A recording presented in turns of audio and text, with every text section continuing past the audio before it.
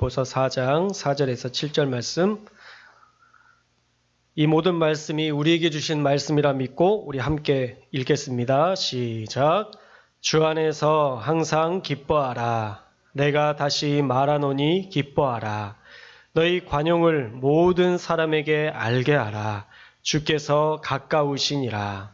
아무것도 염려하지 말고 다만 모든 일에 기도와 간구로 너희 구할 것을 감사함으로 하나님께 아뢰라. 그리하면 모든 지각에 뛰어난 하나님의 평강이 그리스도 예수 안에서 너희 마음과 생각을 지키시리라. 아멘. 오늘은 감사함으로 아뢰십시오 라는 제목으로 하나님의 말씀 나누고자 합니다. 감사할 수 있는 특별한 방법이 있었으면 좋겠어요. 감사라는 것을 우리가 막 애쓰지 않아도 그냥 감사가 나오는 어떤 특별한 방법이 있다면 나도 모르게 감사가 터져나오고 나도 모르게 하나님의 은혜를 기억하고 감사하며 살 수 있다면 얼마나 좋을까 한번 상상해 봤습니다.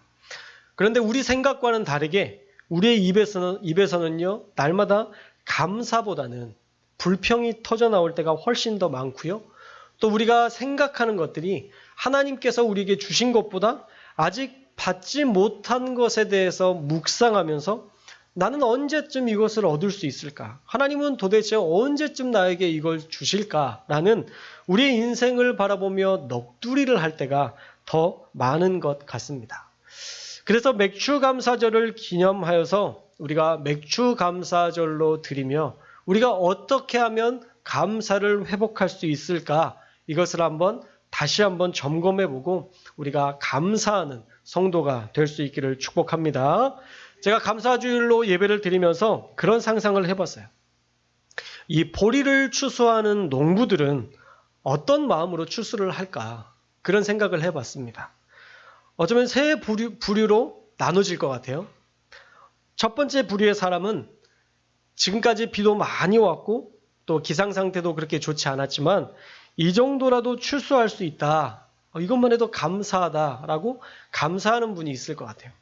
또 다른 분은 이 오랜 추수의 일들을 매번 수확하는 일을 반복적으로 행해서 어떤 마음 없이 그냥 일로서 추수하는 분이 계셨을 거라 생각이 들었습니다.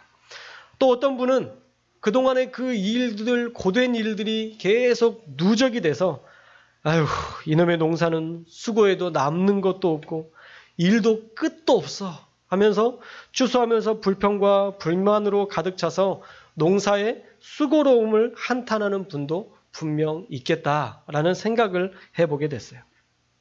그런데요, 어떤 일이든 이 세 가지를 우리가 선택할 수 있다는 거예요. 어떤 일이든 이 세 가지 부류로 우리가 선택하면서 살아갈 수 있습니다. 우리의 감정은요, 우리가 선택할 수 있다는 것을 우리가 분명히 알아야 됩니다. 하나님은 저와 여러분에게 감정을 선택할 수 있는 자유의 의지를 주셨어요. 그래서 우리가 살아가면서 감사할 수도 있고 또 특별한 감정 없이 무덤덤하게 그 일들을 해나갈 수도 있고 또 어떤 때에는 불평과 불만으로 한탄하면서 우리의 일들을 보낼 수도 있습니다. 하나님은 우리에게 의지의 자유를 주셨기 때문에 그것이 가능한 거예요. 그래서 우리가 감사하기로 마음먹기만 하면 하루의 삶을 감사로 얼마든지 채워 넣을 수 있다라는 거예요. 할렐루야. 우리가 그동안 감사의 어떤 특별한 방법을 찾아내려고 했지만 아니요. 특별한 방법이 없어요. 그냥 어떤 일이든 우리의 입술로 감사하는 것. 어떤 일이든 감사하기로 결정하는 것. 이것이 우리의 입술에서 감사가 나올 수 있는 특별한 방법이지 그 외에는 어떠한 것으로도 우리가 감사할 수 없다는 거예요. 오늘 말씀에 보면요. 하나님은 우리에게 좋은 감정을 선택하라 라고 요구하고 계십니다. 우리 먼저 4절의 말씀 함께 읽어볼까요? 4절 말씀 시작.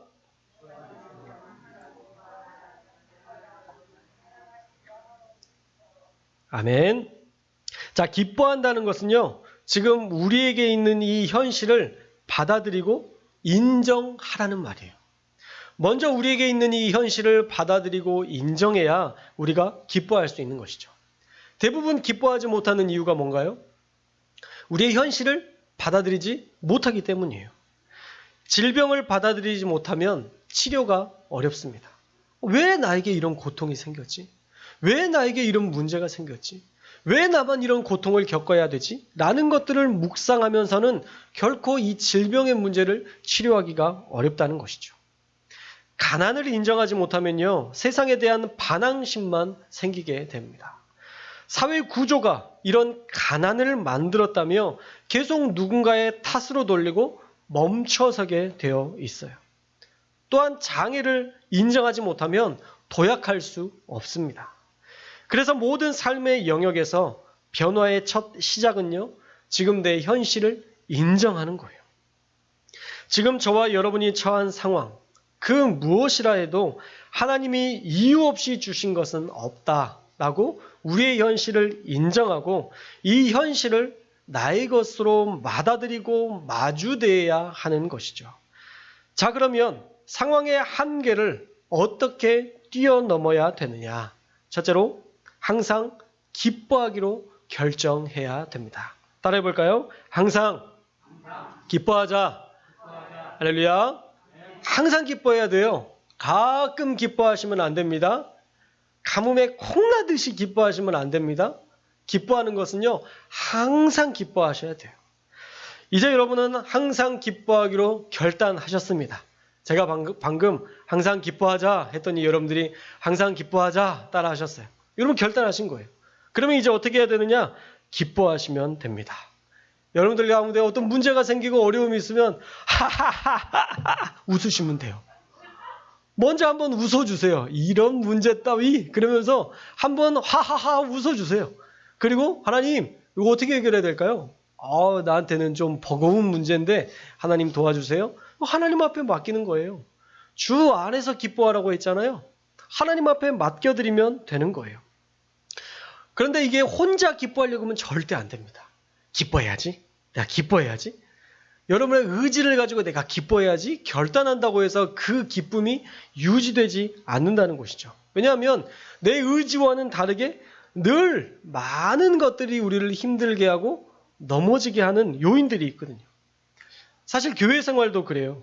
뭔가 내가 열심히 한번 해보려고 하면 이상하게 사단의 방해가 시작돼서 금세 우리를 넘어지게 만들고 상처받게 만들고 쓰러지게 만들 때가 너무 많다는 거예요. 수련회 때 은혜 받았는데 그 은혜가 오래가지 못하는 이유는 우리가 연약해서가 아니라 사실 그때 사단이 훨씬 더 강하게 공격하기 때문이에요. 그래서 사단이 우리를 공격하기 때문에 우리가 받은 은혜를 훨씬 더 쉽게 까먹을 수 있게끔 그 구멍과 틈을 만들어낸다는 거예요. 감정 하나만 건드리면 받은 은혜도 순식간에 사라지게 할 수도 있고 우리를 금세 넘어지게 할 수도 있는 것이 바로 사단의 유혹, 사단의 시험이라는 것입니다. 그래서 신앙생활에서 무너진 사람들이 꽤 많아요.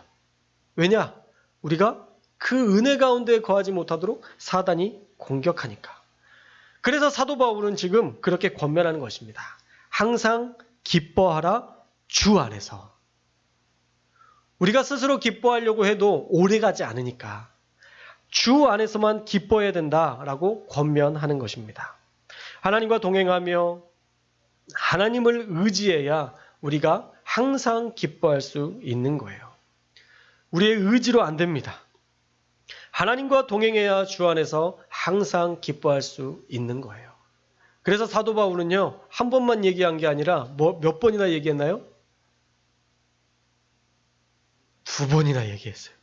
항상 기뻐하라. 내가 다시 말하노니 기뻐하라. 2번이나 이야기하면서 우리에게 계속적으로 기뻐해야 될 것을 명령하고 있습니다. 주 안에서 기뻐하라고 명령한 이 명령을 2번이나 했다는 것은 그리스도인이 반드시 품어야 할 감정은 기쁨이다라는 것을 우리에게 알려주기 위함이에요. 그러므로 한 주간 저와 여러분이 기뻐할 수 있기를 주님의 이름으로 축원합니다. 자, 이제 실습편입니다. 실습을 해야 우리가 또 감사할 수 있잖아요. 이제 예배 끝나고 나갔는데 누가 내 차를 긁어놨어요. 여러분 어떻게 하시겠어요? 주관식은 항상 어렵죠? 그래서 객관식으로 만들어 봤습니다. 1번, 내가 알고 있는 모든 욕을 동원하여 누군지 모르는 그 사람을 3대까지 저주한다. 1번입니다. 2번, 항상 기뻐하라 하셨으니 허허허 긁었네 라고 얘기하고 웃고 말씀대로 순종한다. 여러분 어떤 거 선택하실래요? 자, 안 긁혔어요, 여러분. 지금 긁혔는데 그렇게 헤라라가 아니라 지금 아무도 여러분의 차를 긁은 사람이 없어요. 자, 이제 좀 마음이 편안하시죠? 자, 1번을 선택하실래요? 2번을 선택하실래요? 2번, 할렐루야.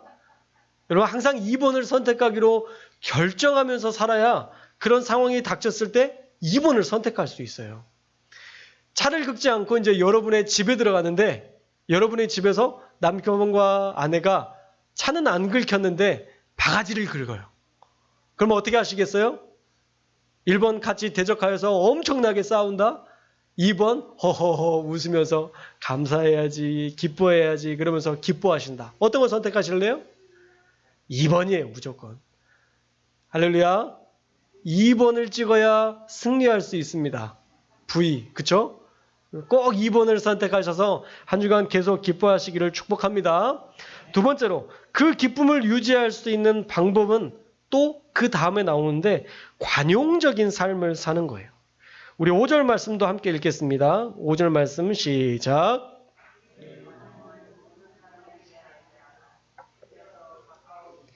아멘. 자, 이 관용이라는 말은요, 헬라어로 에피에이케이스라는 말인데, 이 에피에이케이스라는 말은 부드러움, 인내, 친절함이라는 의미에 사용이 됩니다.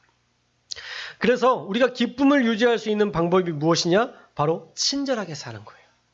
우리가 친절한 마음을 가지고 누군가에게 대해서 친절하게 대할 것으로 우리가 결정하고 친절하게 살아야 우리 안에 기쁨이 넘친다라는 거예요. 그래서 마샬이라는 학자는요, 이 단어, 이 관용이라는 단어를 남의 잘못에 대해 너그럽고, 잘 들으세요. 남의 잘못에 대해서 너그럽고 그들의 결점을 판단하는 데 있어서 인자한 태도라고 규정했어요. 남에 대해서 너그러운 것이 친절이라는 거예요. 남들이 한 일에 대해서 너그러운 것이 친절이다라는 것입니다. 용서할 준비가 되어 있고 넓은 마음으로 품을 준비가 된 상태가 바로 관용의 삶, 친절한 삶이라는 것입니다. 그런데 이 관용적인 삶을요, 나만 알아서는 안 되고 오늘 성경에 보니까 뭐라고 되어 있나요? 뭐라고 되어 있나요? 모든 사람에게 알게 하라. 할렐루야. 모든 사람이 알 수 있도록 하라는 거예요. 결국은 모두에게 친절하라는 말입니다. 이 사람에겐 친절하고 이 사람에게는 안 친절하고 내가 사람을 골라서 친절할 게 아니라 우리가 모든 사람에게 친절하기로 결정해야 된다는 거예요. 우리가 어떤 사람에 대해서는 우리가 하나의 시점, 어떤 관점, 어떤 고정관념으로 볼 때가 있어요. 그렇죠? 우리가 살아가다 보면 다양한 많은 문제들을 겪기도 하고 또 관계적인 삶을 통해서 어려움, 그런 관계가 생길 때가 있습니다. 그런데 그 관점에서 머무르지 말라는 거예요. 예전에 한번 다툰 그 감정 때문에 우리가 여전히 고리를 만들어 놓고 여전히 가시를 해놓고 한번 나중에 걸리기만 해봐. 내가 아주 그냥 나한테 이렇게 얘기했지.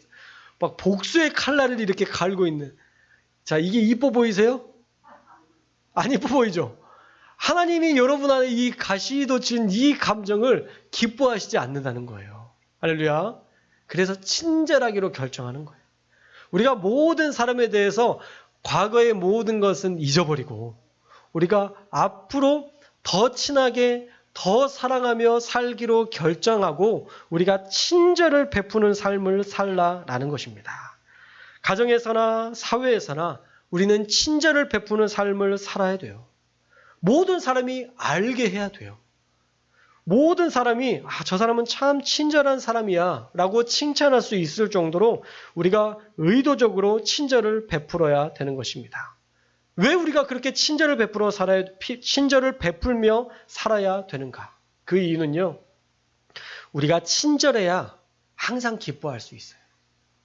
아주 작은 원리지만 우리가 친절하게 모든 사람을 대할 때 우리가 기뻐할 수 있어요. 그래서 사도 바울은 우리가 모두가 알 수 있도록 친절하게 살아라 라고 권면하고 있는 거예요. 어제 주유를 하고 세차를 하는데 주유비가 4,000원이라고 적혀 있어서 10,000원을 냈는데 5,000원을 남겨주시더라고요.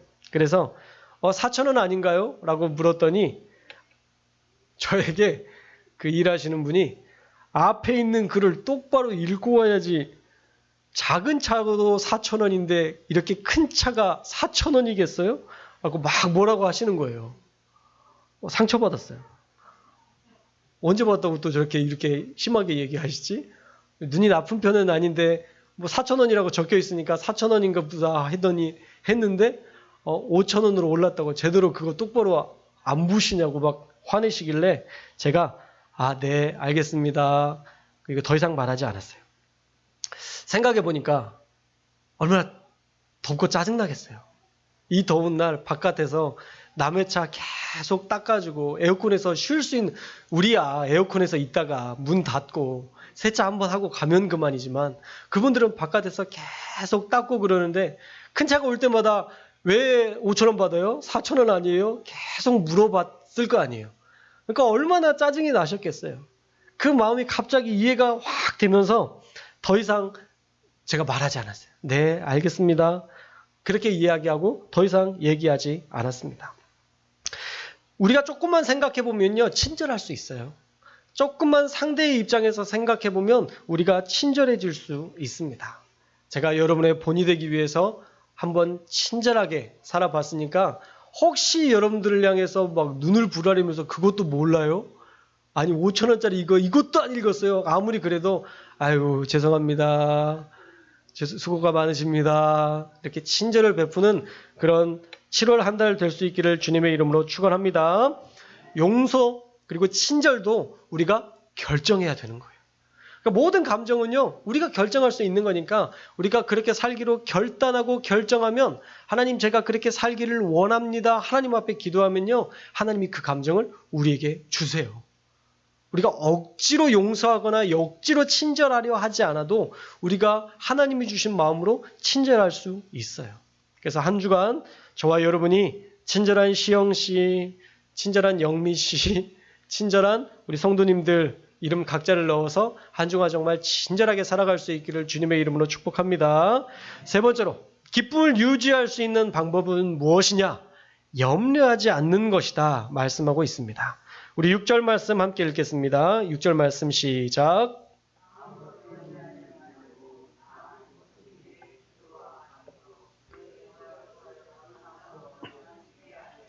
아멘. 자, 먼저 염려하지 말라라고 얘기하시죠. 만약 우리가 염려했는데 감사가 찾아오신다면 여러분 염려하십시오. 여러분 염려하고 두려워하고 힘들어하는데 막 감사가 막 밀려오면 그러면 염려해야죠. 우리가 염려했는데 막 하나님의 응답이 일어나고 기적이 일어난다면 저는 매일 염려할 거예요. 저는 염려 잘하거든요. 얼마든지 염려해서 좋은 일이 일어날 거라면 우리 그렇게 해야 돼요. 그러나 제가 알기로는 여러분들은 조금 다르시겠지만 제가 알기로는 염려하면 스트레스가 쌓이고 스트레스가 쌓이면 위궤양이 생기고 위궤양이 생기면 결국 원인 모를 질병도 찾아오는 경우들이 많더라고요. 결국 염려는요, 기쁨에 아무런 도움이 되지 않는다는 것을 사실 우리는 몸으로 이미 체험했습니다. 그래서 우리는요, 염려하지 말아야 돼요. 혹시 우리가 염려할 것 같으면 여러분들이 마음을 다시 한번 바꾸어서 여러분들이 딱 손을 내밀어야 돼요. 그러면서 염려 그만. 우리 생각을 멈춰야 돼요. 우리 생각은요, 얼마나 똑같은 일이 반복돼도 그것을 지루해하지 않는지 놀라울 정도예요. 한번 이 지루한 괴롭다는 생각이 딱 들어와서 그 생각을 품기 시작하면 하루 종일이 뭐예요? 며칠 몇 달도 품을 수 있는 게 우리 생각이에요. 그래서 우리가 단호하게 잘라내야 돼요. 염려하지 마. 염려하지 말자. 이렇게 한다고 염려가 끊어지지 않아요. 염려하지 마. 그냥 단호하게 염려 그만 이렇게 단호하게 우리의 육체 가운데 우리의 생각 가운데 선포해야지 그렇지 않으면 또 염려를 묵상하게 되는 거예요. 우리가 염려를 그만이라고 외친다고 해서 사실 딱 사라지면 좋겠지만 그게 쉽지 않죠. 그래서 하나님께서 또 다른 방법으로 6절 말씀에서 이어서 말씀하시기를 아무것도 염려하지 말고 염려하지 마. 거기에서 끝나는 게 아니라 이제 너희가 해야 될 게 있어. 그것이 무엇이냐면 모든 일에 기도와 간구로 너희 구할 것을 감사함으로 하나님께 아뢰면 돼. 라고 우리에게 또 다른 방법을 이야기하고 계십니다. 염려하는 것을 놓기 위해 우리가 무엇을 해야 되느냐? 모든 일에 우리가 골라서 기도하는 게 아니라 우리의 삶의 모든 일에 기도와 간구를 드려야 된다라고 말씀하고 있어요. 이 기도란 말이나 간구라는 말이나 똑같은 말 같지만 약간의 차이는 있습니다. 원어적으로 보면 이 기도라는 말은 하나님께 예배하는 마음으로 드리는 것. 우리가 하나님 우리와 함께해 주옵소서. 우리와 동행해 주옵소서. 우리가 주님을 예배하기를 원합니다. 라고 얘기하는 그런 예배자의 자리에서 하나님 앞에 드리는 것이 기도이고 간구는 하나님께 필요한 것을 간청하는 기도. 하나님 우리 인생에 이런 문제가 있습니다. 하나님 우리 자녀들이 이런 고통을 당하고 있습니다. 우리의 삶에 이런 질병이 있습니다. 하나님 이 질병의 문제 거두어가 주옵소서 라고 기도하는 것이 간구, 간청하는 기도다라고 구분하고 있어요. 그래서 기도는요, 염려를 없애고 하나님만 바라보는 것이고 간구는요, 이 염려가 없어지도록 하나님께서 이 염려하는 문제들을 해결해 주시기를 위해 기도하는 이 두 가지 간청의 기도로 구분할 수 있는 거예요. 다시 한번 정리하면요. 염려는요. 그냥 없어지는 것이 아니라 하나님을 믿는 믿음 안에서 주님께 간절히 구함으로 하나님께 온전히 예배함으로 염려를 없앨 수 있고 기쁨을 얻을 수 있다는 것입니다. 그래서 우리가 염려를 없앨 수 있는 유일한 방법은요. 기도하기를 쉬지 않는 거예요. 우리가 기도하기를 쉬지 않으면 염려도 없습니다. 기도하면 염려도 문제도 사라지고 결국엔 주님이 주시고자 했던 기쁨도 우리가 회복할 수 있기 때문입니다. 마지막으로 우리가 하나님께 구할 때 한 가지 더 하나님 앞에 간구해야 되는 것은 감사함으로 기도하라는 거예요. 이게 기도의 자세입니다. 안 될 것이라는 기대감을 버리고 될 것이라는 기대감으로 채우셔서 하나님 앞에 구하셔야 되는 거예요. 사실 최근에 우리 교회의 간증이 우리에게도 나타나고 있잖아요. 부활절 지나서 드럼을 사고 이제 악기팀이 채워지기를 하나님 앞에 기도하고 하나님 앞에 요청했는데 어제 영상도 보셨고 오늘 우리가 예배를 드릴 때도 보셨겠지만 이렇게 세워지잖아요. 하나님께서 이미 예비하신 우리 성도들, 이미 다 준비된 성도들을 하나님께서 다 예배해 주셔서 이제 모든 악기로 하나님 앞에 예배 드리는 그날이 있기를 저 혼자 하나님 앞에 간구한 거 아니라 여러분들도 그런 악기팀이 세워지기를 위해서 기도해 달라고 했을 때 여러분들도 함께 기도하셨잖아요. 그래서 한 달 만에 이렇게 한두 달 만에 이렇게 예배팀이 세워지고 하나님을 온전히 예배할 수 있다는 것이 저에게도 너무 감격적이더라고요. 만약 안 될 것이라고 믿고 악기팀이 세워지는 것에 대해서도 기도하지도 않고 아무 일도 하지 않았다면 정말 아무 일도 일어나지 않았을 거예요. 왜냐? 우리 하나님은 불신하는 자에게 그것도 믿음으로 보시고 안 믿는 그대로 행하시는 분이시기 때문이에요. 여러분 우리가 기도하는 만큼 하나님이 일하신다는 것 꼭 기억하셔야 됩니다.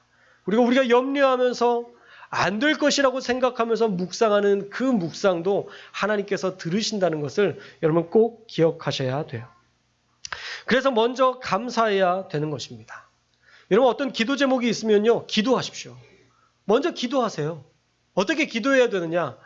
하나님 이거 어떻게 해야 돼요? 안 될 것 같아요.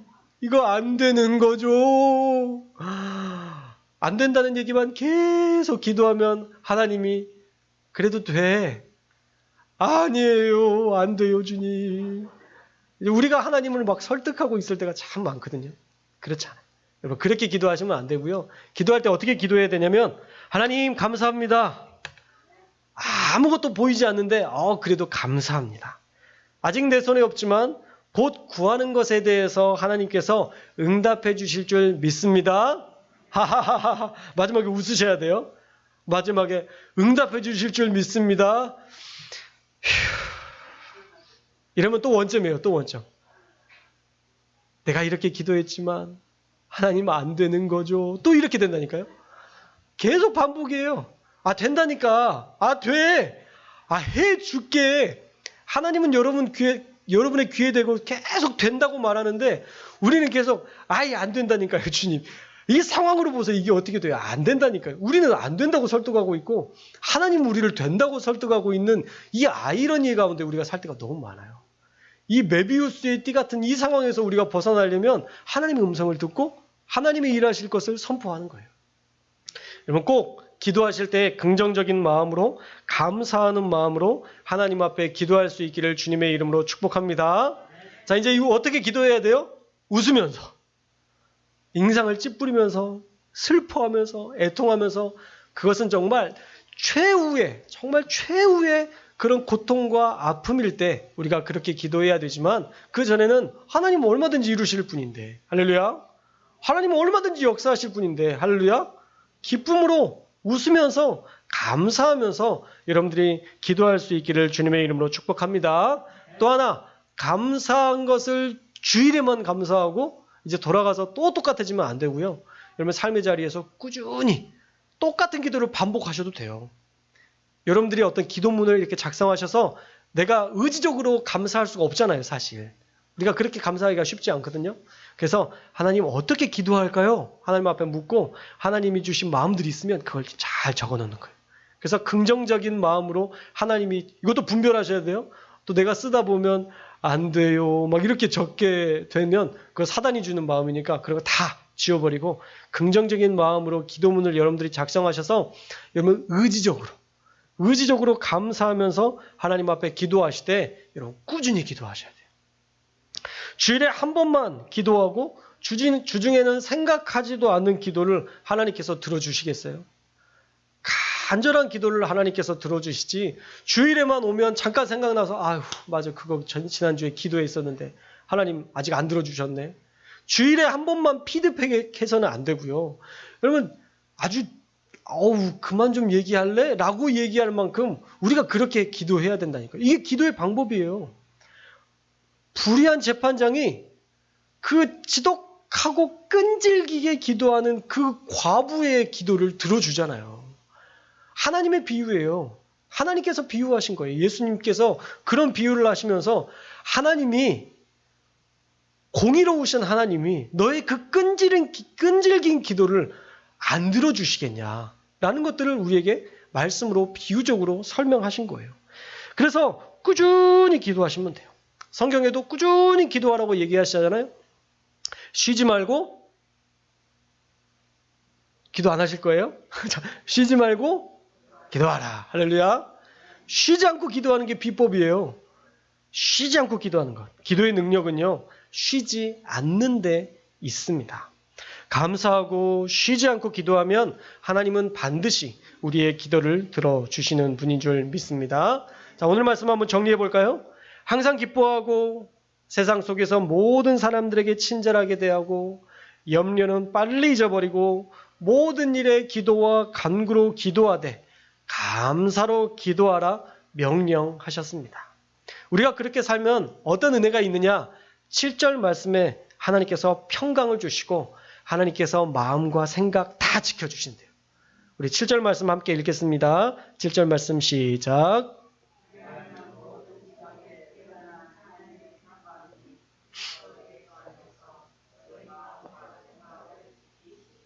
아멘.